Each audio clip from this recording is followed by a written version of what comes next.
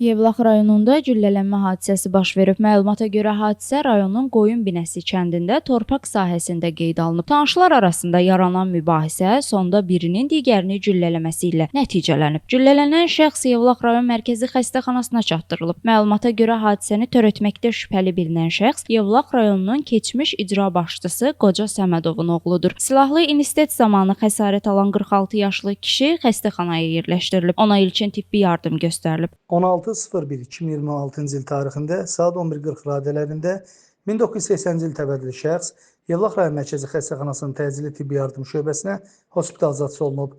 Sağ budun aşağı üstə birinin odlu silahla yaralanması diaqnozu təyin edilən pasiyentə zəruri tibbi xidmətlər göstərilib.